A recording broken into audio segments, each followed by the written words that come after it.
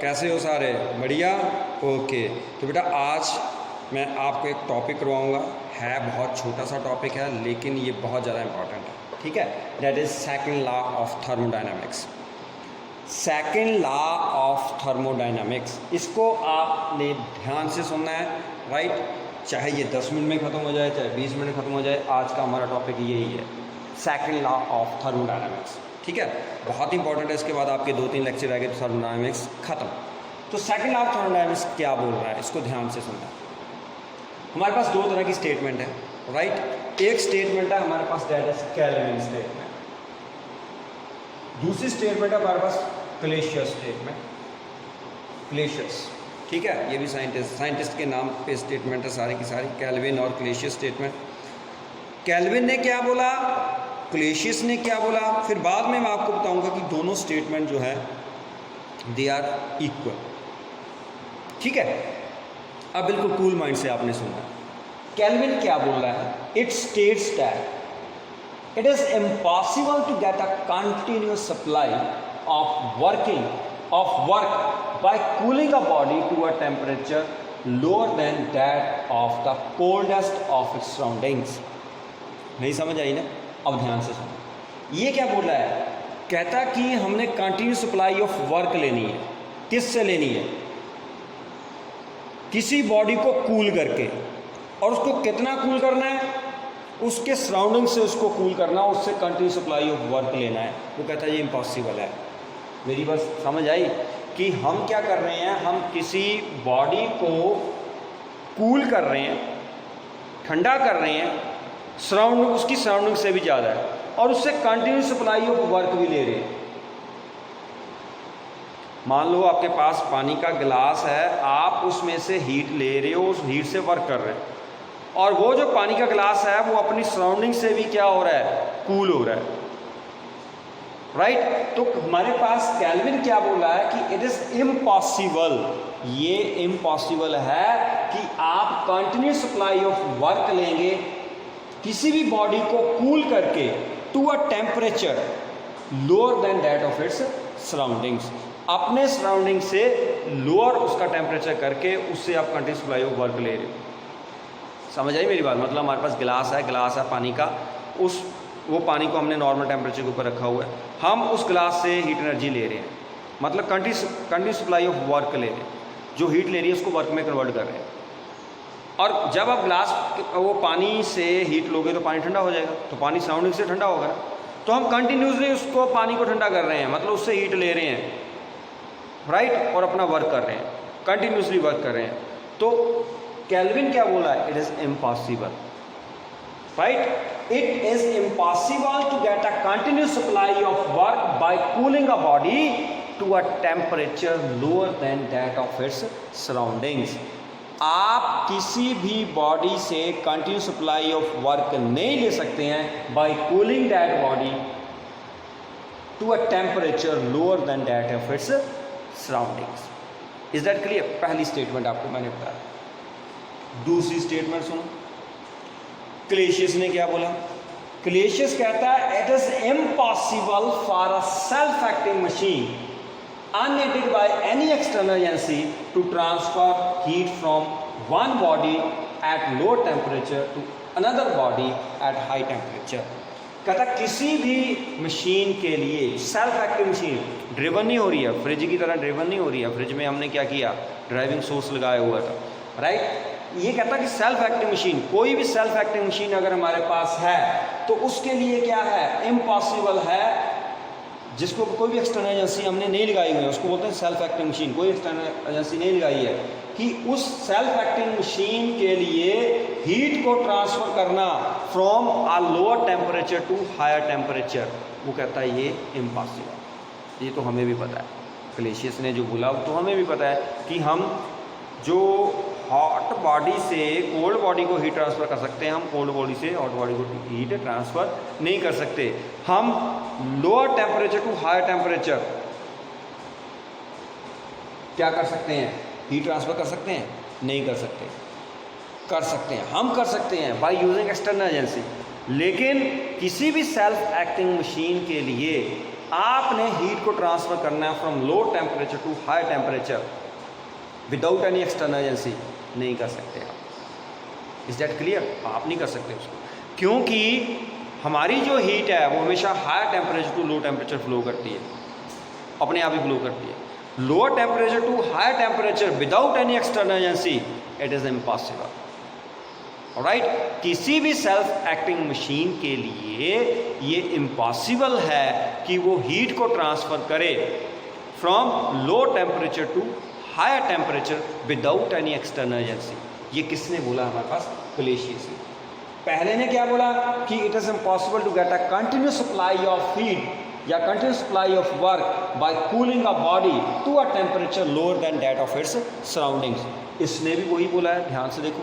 ये क्या बोला है? It is impossible for a self acting machine unaided by external agency to transfer heat from one body at low temperature to the other body at high temperature. Clear? ये बात आपको समझ आई? ध्यान से सुनना है, बिल्कुल ध्यान से सुनना। बोलो, समझ आई? ओके, अब इसका स्क्रीनशॉट ले लो। ले लिया? अब मैं आपको इस स्टेटमेंट की इक्वलेंस बताऊंगा, इक्वलेंस ऑफ टू स्टेटमेंट्स। ठीक है, ये जो स्टेटमेंट है ये इक्वल कैसे, ये नोट कर लिया आपने? मिटा दूंगा आप इसको। Okay,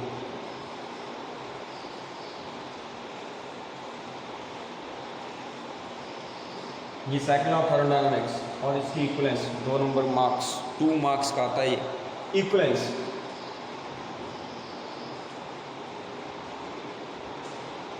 equivalence of two statements.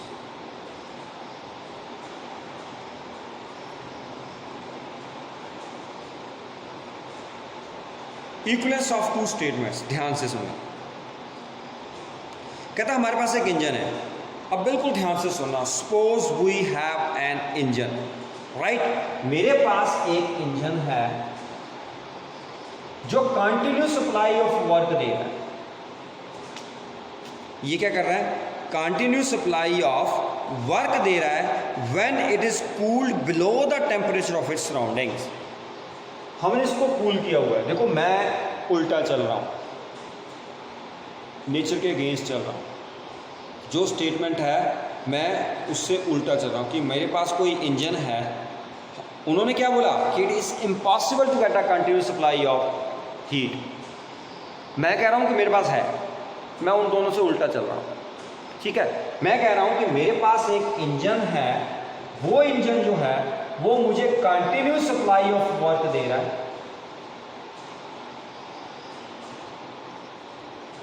Continuous supply, right, of work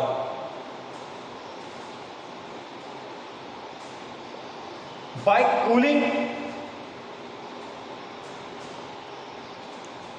cooling itself below the temperature of surroundings. ठीक है, क्लियर? जब मैं इसको क्या कर रहा हूँ? कूल कर रहा हूँ, मतलब जो इसका टेम्परेचर है T2, ये T1 टेम्परेचर किसका है? That is surrounding. सराउंडिंग्स का टेम्परेचर T1 है, T2 क्या है? तो मैं यहाँ पर क्या बोल रहा हूँ कि T2 जो है that is less than T1। मतलब हम उस इंजन से काम ले रहे हैं, कंटिन्यूस सप्लाई ऑफ वर्क ले रहे हैं, और वो क्या हो रहा है? वो अपने आप को क्या कर रहा है? कूल कर रहा है सराउंडिंग से। मतलब जो T2 है वो क्या हो रहा है? Less than T1। मैं उल्टा चल रहा हूँ, उनकी स्टेटमेंट से उल्टा चल रहा हूँ, right? Now this is the violation of kelvin statement. तो केल्विन स्टेटमेंट यहां पर क्या होगी? वायलेट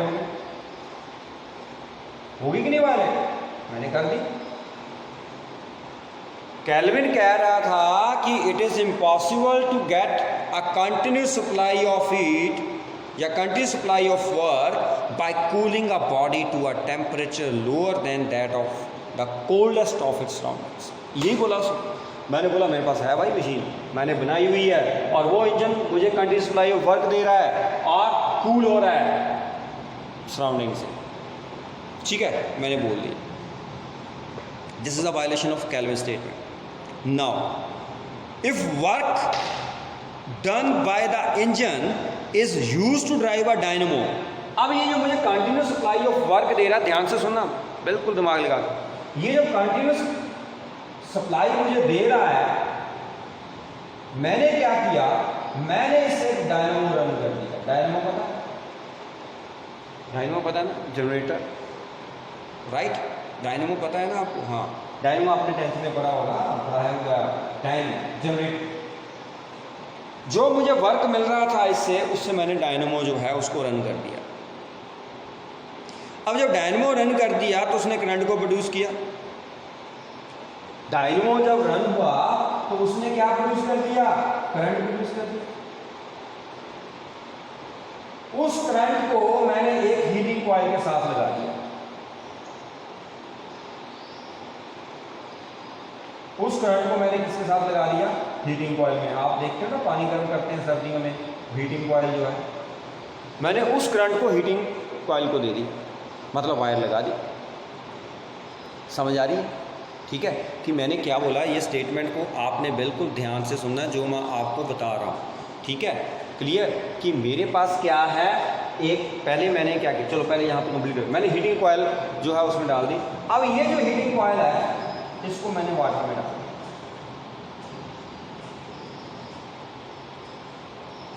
किसमें डाल दिया, ये वाटर में डाल दिया। मेरा एक्सपेरिमेंट कंप्लीट हो गया। ठीक है, केल्विन जो बोल रहा है, कैल्सियस जो बोल रहा है, मैं उससे उल्टा चल रहा हूँ। बहुत इंपॉर्टेंट स्टेटमेंट है ये। वैसे मैंने आपको बोला ना कि अगर आप बुक का पेज निकालोगे ना, उसमें इतनी सी स्टेटमेंट है, जितने आपका मोबाइल स्क्रीन है ना, इतनी सी स्टेटमेंट है, लेकिन वो स्टेटमेंट कभी समझ ही नहीं आई किसी को, राइट। तो आज मैंने वो लेक्चर, उतनी स्टेटमेंट के लिए मैंने स्पेशल आपके लिए ये लेक्चर बनाया है। This is special lecture for that statement.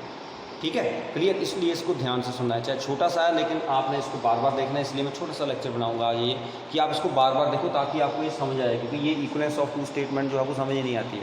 अब ध्यान से सुनना, मैंने केल्विन से उल्टा चल दी। केल्विन कहता कि हमारे पास ये पॉसिबल ही नहीं है कि हमारे पास कोई ऐसी सेल्फ एक्टिंग मशीन है जिससे हम कंटिन्यूस सप्लाई ऑफ वर्क ले रहे हैं by cooling the body coldest than of its surroundings.